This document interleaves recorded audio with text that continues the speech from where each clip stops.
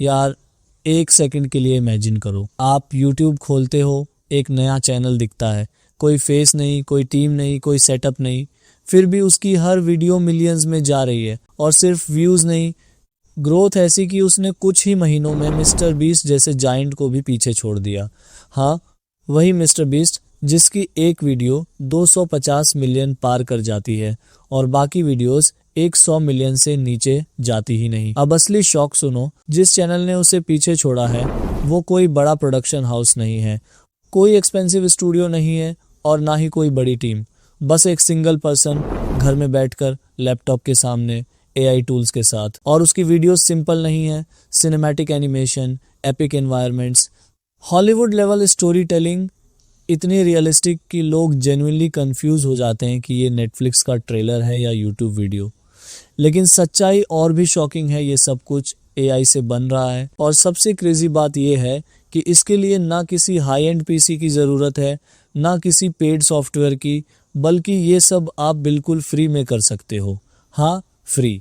अब यहीं पर गेम चेंज होता है, क्योंकि आज तक आपको यही बताया गया कि YouTube पर ग्रो करने के लिए कैमरा, एडिटिंग स्किल्स, टीम और बड़ा बजट चाहिए।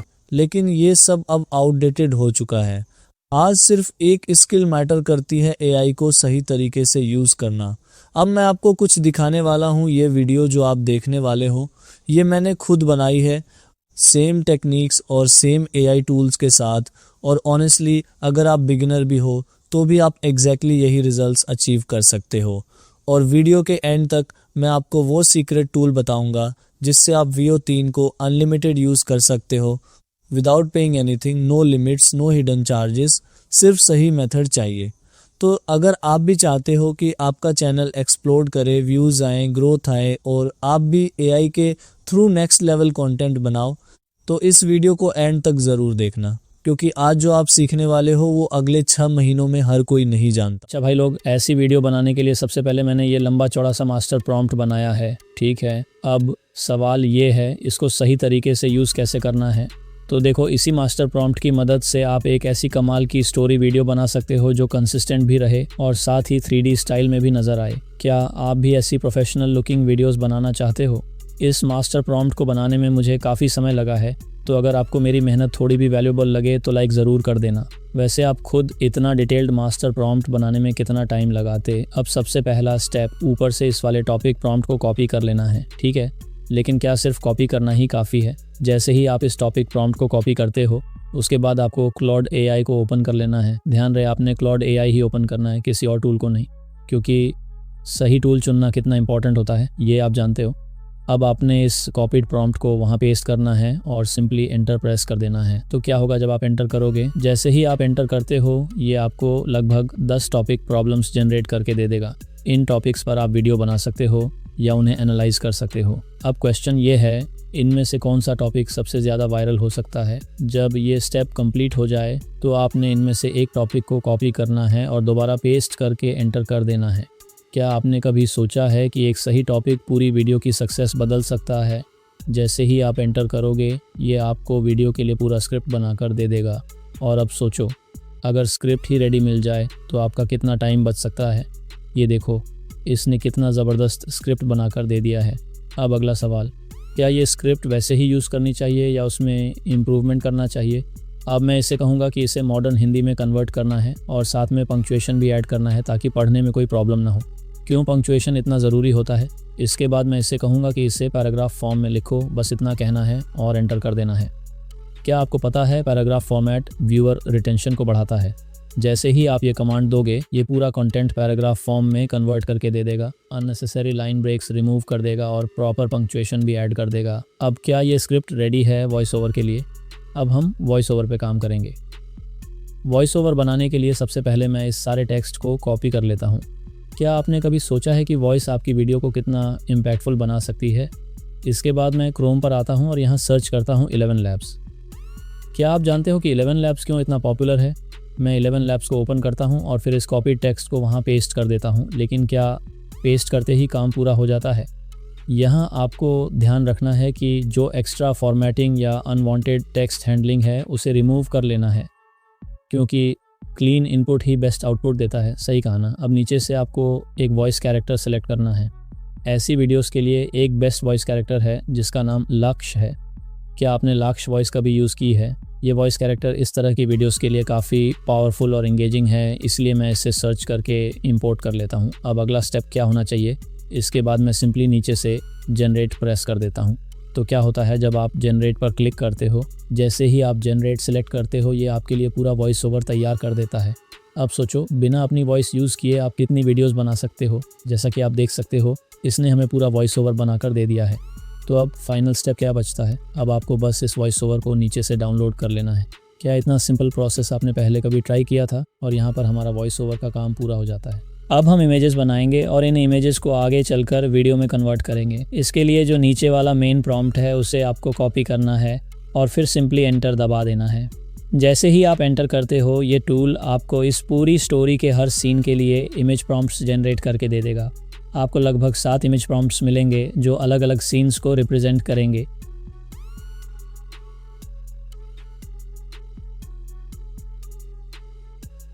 अब आपको इन प्रॉम्प्ट्स को लेकर फर्स्ट बैच की इमेजेस जनरेट करनी है। इसके लिए आप इन्हें फ्लो AI या जिस भी इमेज जनरेशन टूल का यूज़ कर रहे हो उसमें पेस्ट करो और इमेजेस जनरेट करो। जब पहली इमेजेस बन जाए तो उन्हें तुरंत डाउनलोड कर लेना है और अपने फोल्डर में सेव करना है, क्योंकि यही बेस मटेरियल आगे काम आएगा। अब असली इंपॉर्टेंट स्टेप आता है जहां कंसिस्टेंसी मेंटेन करनी होती है। जो इमेजेस आपने अभी जनरेट करके डाउनलोड की हैं उन्हें वापस उसी टूल में इंपोर्ट करना है ताकि स्टाइल लॉक्ड रहे। इसके बाद नेक्स्ट इमेज प्रॉम्प्ट्स को कॉपी करके फिर से सेम टूल में पेस्ट करना है और एंटर दबाना है। इससे दूसरी बैच की इमेजेस जनरेट होंगी। जब दूसरी इमेजेस बन जाई तो उन्हें भी डाउनलोड करके सेव करना है और फिर से इंपोर्ट करना है ताकि विजुअल स्टाइल सेम बना रहे। अब यही पूरा प्रोसेस रिपीट करना है। हर बार नया प्रॉम्प्ट लेना है, उससे पेस्ट करना है, इमेजेस जनरेट करनी है, डाउनलोड करनी है।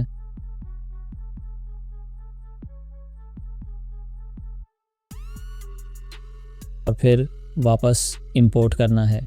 ये प्रोसेस तीसरी, चौथी, पांचवी, छठी और सातवीं सभी इमेजेस के लिए सेम तरीके से रिपीट करना है। इसका सबसे बड़ा फ़ायदा ये होता है कि पूरी वीडियो में 3D सिनेमैटिक कंसिस्टेंसी बनी रहती है और हर सीन एक ही स्टाइल में लगता है।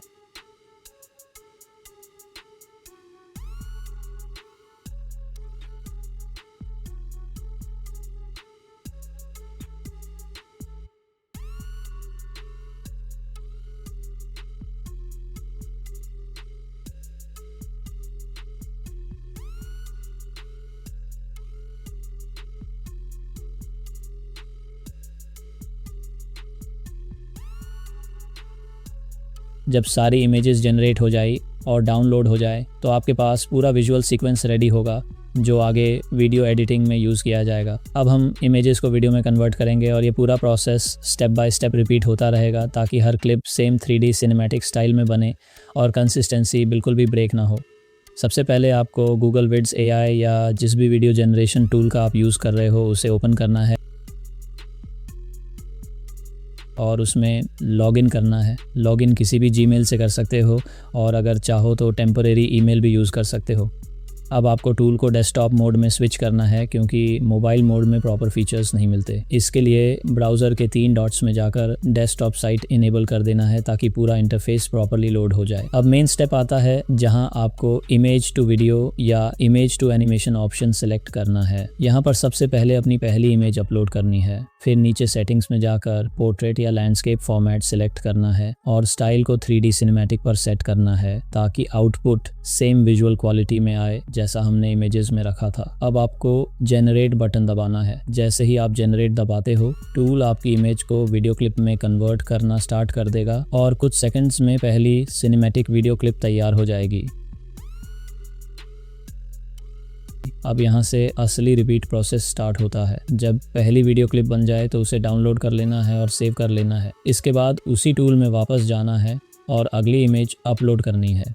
ध्यान रखना है कि सेटिंग्स बिल्कुल सेम रखनी है, कोई भी चेंज नहीं करना है ताकि स्टाइल कंसिस्टेंट रहे। फिर उसी प्रोसेस को रिपीट करना है। इमेज अपलोड करो, जनरेट दबाओ, वीडियो क्लिप बनाओ, डाउनलोड करो। अब यही प्रोसेस दूसरी इमेज के लिए रिपीट करना है। दूसरी इमेज अपलोड करो, सेम सेटिंग्स रखो, जनरेट दबाओ, क्लिप बनाओ और डाउनलोड करो। इसके बाद फिर से वही प्रोसेस तीसरी इमेज, चौथी इमेज, पांचवी इमेज, छठी इमेज और सातवीं इमेज के लिए बार बार रिपीट करना है।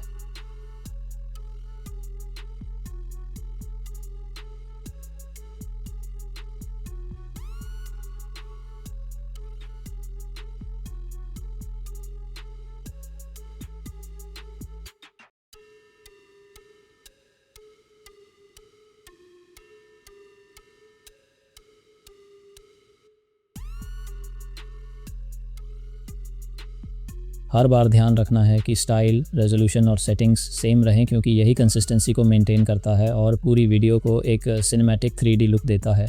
अगर सेटिंग्स बदलोगे तो आउटपुट अलग अलग लगने लगेगा और वीडियो का फ्लो ख़राब हो जाएगा। जब सारी इमेजेस कन्वर्ट होकर वीडियो क्लिप्स बन जाए और डाउनलोड हो जाए तो आपके पास पूरी स्टोरी की कंप्लीट वीडियो सीक्वेंस तैयार हो जाएगी, जो आगे एडिटिंग में यूज़ होगी। अब वीडियो चैनल बनाने से पहले मैं तुम्हें ये बता दूं कि मैंने चैनल के लिए एक मास्टर प्रॉम्प्ट सिस्टम तैयार किया है, ठीक है। इसमें सबसे पहले ये है कि चैनल का नाम कैसे फाइंड करना है, फिर उसका लोगो और बैनर कैसे डिज़ाइन करना है और पूरे चैनल को प्रोफेशनल लुक कैसे देना है। इसके लिए मैंने एक प्रॉपर प्रॉम्प्ट तैयार किया हुआ है, जिसे यूज़ करके तुम एक complete branded YouTube channel setup कर सकते हो। इसके बाद नीचे एक और सिस्टम है जिसमें स्क्रिप्ट जनरेशन प्रॉम्प्ट्स शामिल हैं। जब भी तुम कोई भी टॉपिक सेलेक्ट करोगे तो बस उसे यहाँ पेस्ट करना है और जनरेट कर देना है। इससे तुम्हें रेडीमेड स्क्रिप्ट मिल जाएगी जिसे तुम सीधे वीडियो बनाने के लिए यूज़ कर सकते हो। इसी तरह मैंने और भी कई अलग अलग प्रॉम्प्ट्स बनाए हुए हैं जो कंटेंट आइडियाज़, स्क्रिप्टिंग, ऑप्टिमाइजेशन और वर्कफ्लो प्लानिंग के लिए यूज़ होते हैं। इन सभी को एक कंप्लीट सिस्टम की तरह यूज़ किया जा सकता है ताकि हर बार मैन्युअली सोचने की ज़रूरत ना पड़े और पूरा प्रोसेस फास्ट और कंसिस्टेंट हो जाए। अब सबसे पहले आपको InShot या CapCut को ओपन करना है। इसके बाद आपने जो भी क्लिप्स बनाई हैं उन्हें यहाँ इंपोर्ट कर लेना है।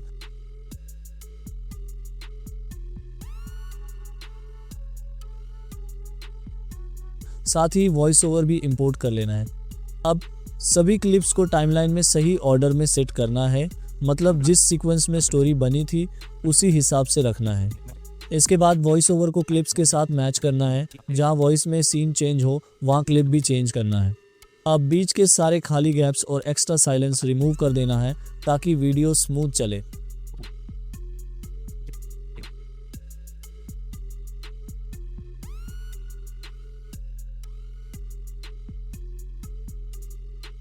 इसके बाद क्लिप्स के बीच सिंपल ट्रांजिशंस ऐड करना है, जैसे फेड या जूम, ताकि वीडियो सिनेमैटिक लगे। अब थोड़ा कलर एडजस्ट करना है, जैसे कॉन्ट्रास्ट और सैचुरेशन, ताकि 3D सिनेमैटिक लुक और बेटर हो जाए। इसके बाद ऑडियो चेक करना है, वॉइस क्लियर होनी चाहिए और वॉल्यूम बैलेंस्ड होना चाहिए। अब लास्ट स्टेप में एक्सपोर्ट करना है, फाइनल वीडियो एक्सपोर्ट कर देनी है। क्या हुआ अगर तुम कभी गाड़ी चला ही नहीं रहे थे, तुम घर पहुंच गए पर याद कुछ नहीं, ना मोड़, ना सिग्नल, ना रास्ता, बस खाली। रुको, ये भूलना नहीं था, ये था हाईवे हिप्नोसिस। जब काम बहुत आसान हो जाता है तो दिमाग बोलता है यार मैं थक गया हूँ, तू संभाल, और चला देता है अपना डिफॉल्ट मोड नेटवर्क, एक छुपा हुआ ऑटो पायलट जो चुपचाप बिना शोर के सब कुछ चलाता रहता है। और तुम कहीं और थे, किसी सपने में, किसी ख्याल में, किसी और दुनिया में। 300 ग्राम का वो थका हुआ गुलाबी लोथड़ा, उसने अकेले गाड़ी चलाई, हर मोड़, हर ब्रेक, हर लेन परफेक्ट। तो अगली बार जब कोई कहे तुम ध्यान नहीं देते, बस मुस्कुराओ और कहो मेरा ऑटो पायलट दे रहा था। तो ये थी वीडियो। उम्मीद है कि आपको ये वीडियो पसंद आई होगी। अगर वीडियो अच्छी लगी हो तो इसे लाइक ज़रूर कर देना, चैनल को सब्सक्राइब कर लेना और एक प्यारा सा कमेंट ज़रूर करना कि आपको ये वीडियो कैसी लगी। और साथ में यह भी बताना कि अगली वीडियो में हम कौन सा टॉपिक लेकर आएँ। तो मिलते हैं किसी अगली वीडियो में, तब तक के लिए अपने भाई को दीजिए इजाज़त। अल्लाह हाफिज़।